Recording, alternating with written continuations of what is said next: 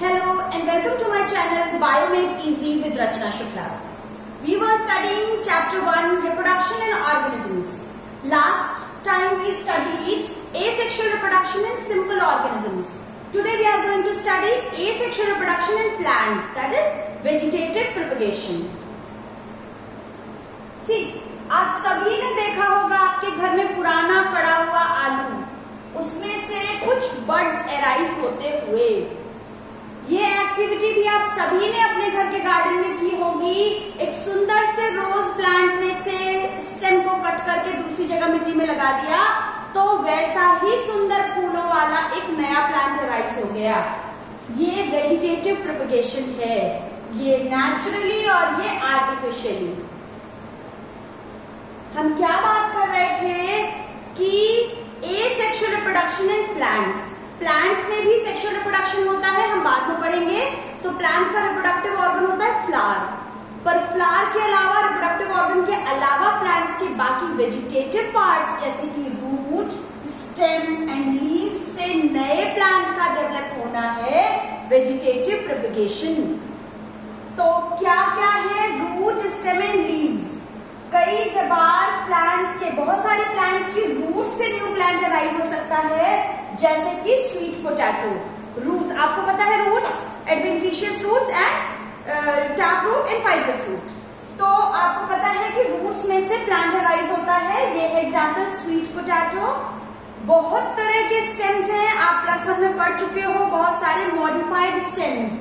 तो modified stems से नया प्लांट राइज हो सकता है, लीव से भी नया प्लांट राइज हो सकता है। तो हम पढ़ते हैं। सबसे इम्पोर्टेंट बात है, ये हमको मेन ये चीज है जो आपको याद करनी है इस चैप्टर, इस टॉपिक में। This is the main important portion जो कि 1 मार्क में क्वेश्चन पूछा जाता है बोर्ड एग्जाम में। It is important. हमने क्या बात की कि रूट, स्टेम, लीव्स में से प्लांट डेवलप हो सकता है। तो ऐसे बहुत सारे वेजिटेटिव प्रोपग्यूल्स क्या होते हैं? Vegetative propagules, they are the unit of vegetative propagation, वो छोटा सा पार्ट जिससे न्यू प्लांट एराइज हो सकता है। तो ये वेजिटेटिव प्रोपग्यूल्स नया प्लांट बना देते हैं, नया ऑफस्प्रिंग बना देते हैं फ्रॉम द पेरेंट बॉडी। तो क्या क्या है? You have to remember tuber, potato, rhizome, ginger and banana, offset, water hyacinth, bulb, onion, bulbil, agave. अगर मैं बोलूंगी ये रटना है तो बहुत मुश्किल हो जाएगा, ऐसे बिना समझे रटना। सिर्फ ये चीज याद करवाने के लिए मैं आपको आगे ये ब्रीफली समझाने जा रही हूँ। प्लस 1 में आप पढ़ चुके हो बहुत सारे stem modifications, root modifications, leaf modifications. तो बहुत ब्रीफली हम उस चीज को जल्दी से देखते हैं।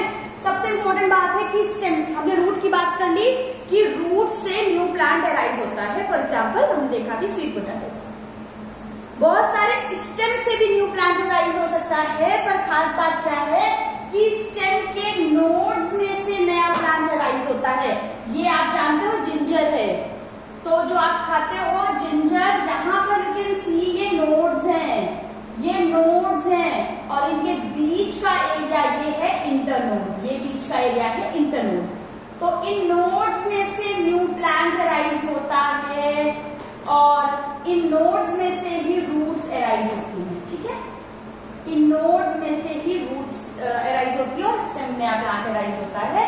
तो ये जो नोड्स हैं इंपॉर्टेंट चीज है, ये भी 1 मार्क में एक बार पूछा गया क्वेश्चन।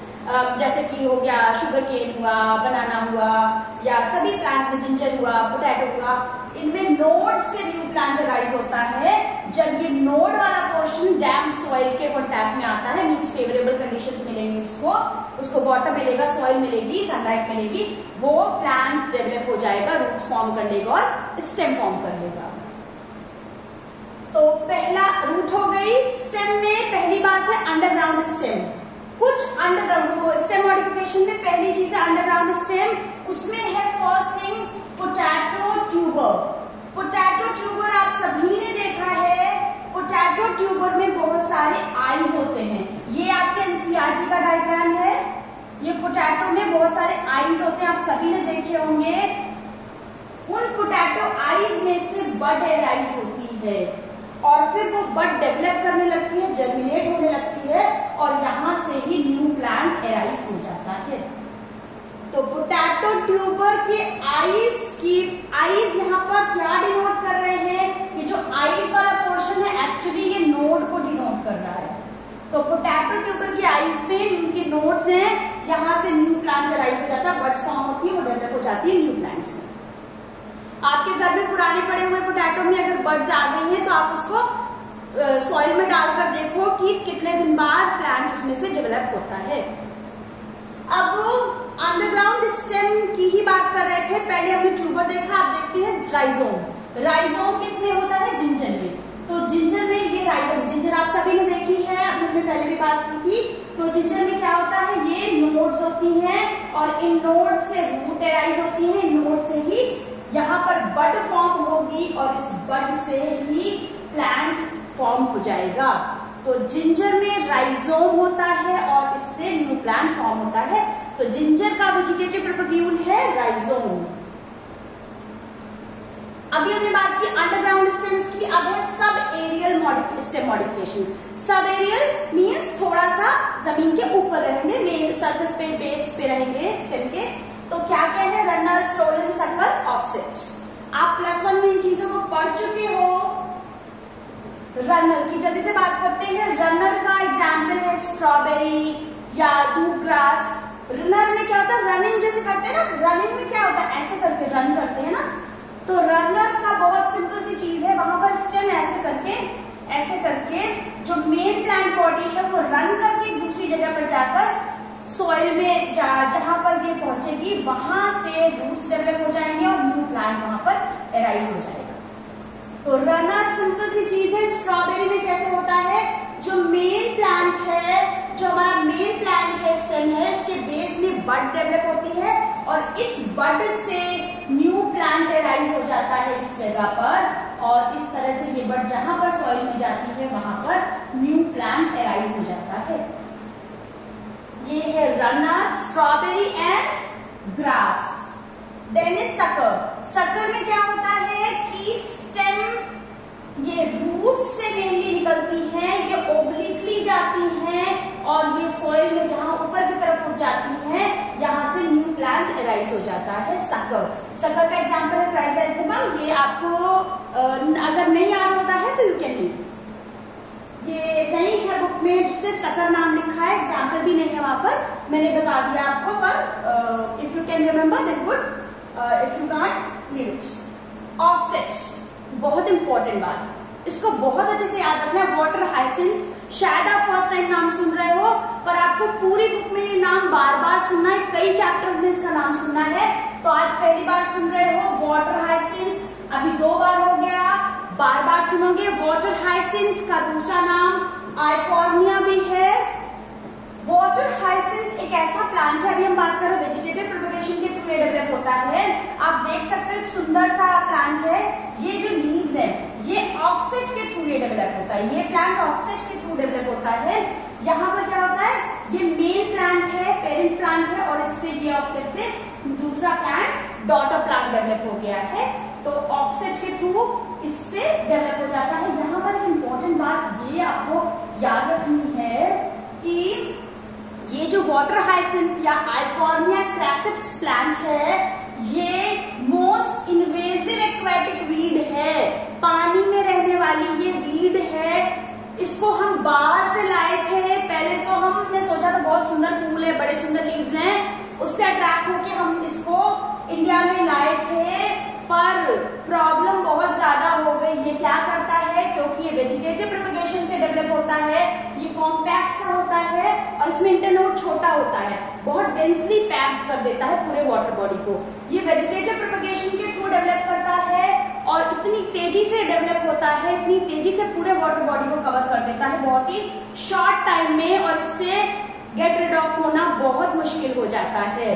तो प्रॉब्लम ये क्या कर देता है, क्योंकि ये पूरे वाटर बॉडी को कवर कर लेता है, तो वहां से सारी ऑक्सीजन ये अपने आप ले लेता है, ये सारी ऑक्सीजन ड्रेन कर लेता है, बड़ी कमी हो जाती है उस वाटर बॉडी में ऑक्सीजन की, जिस वजह से वहां पर फिशेस और दूसरे एक्वेटिक एनिमल्स की डेथ हो जाती है। इसलिए ये बहुत ही प्रॉब्लमैटिक है।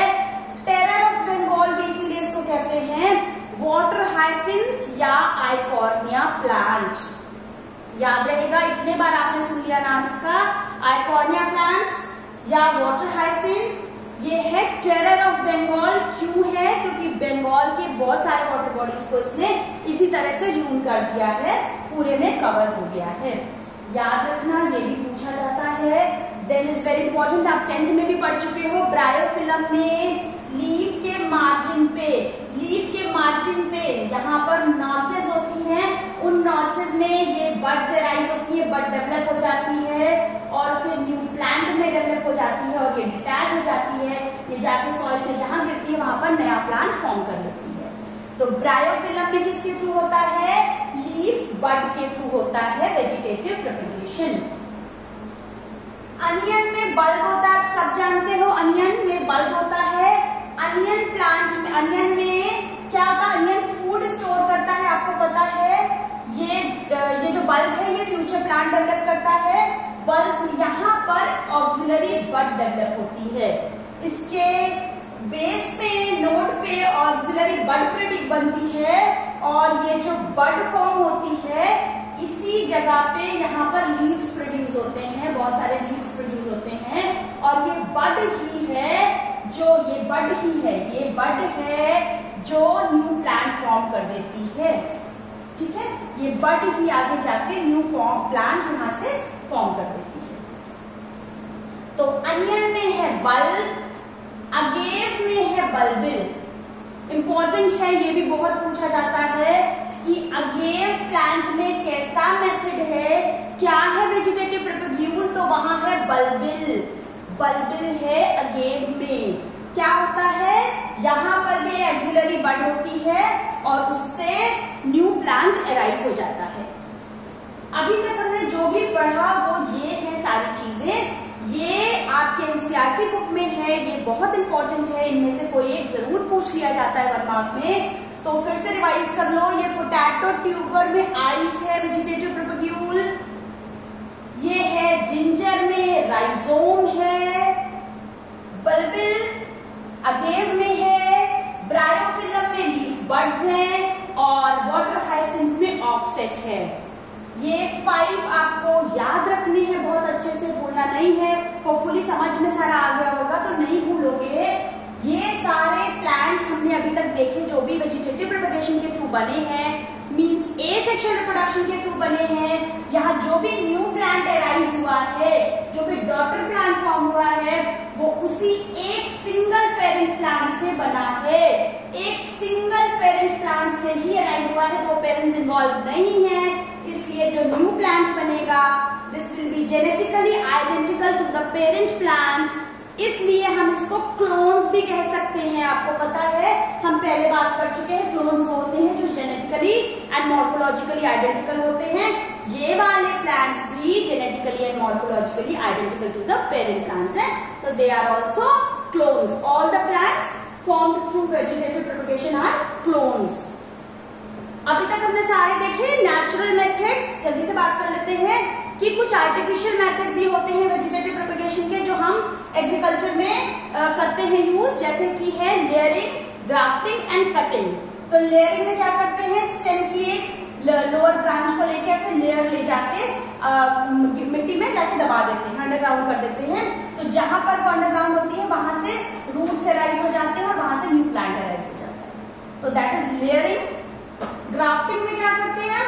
2 स्टेम को ज्वाइन कर देते हैं। तो एक तो रूटिंग जो स्टेम है, जो रूटिंग प्लांट है उसको कहते हैं स्टॉक, और जो नया प्लांट हम लाके वहां पर अटैच करते हैं उसको कहते हैं शियोन। इन दोनों को अटैच करके बांध देते हैं और ये जो नया प्लांट आता है उसमें दोनों के कंबाइंड कैरेक्टर्स होते हैं।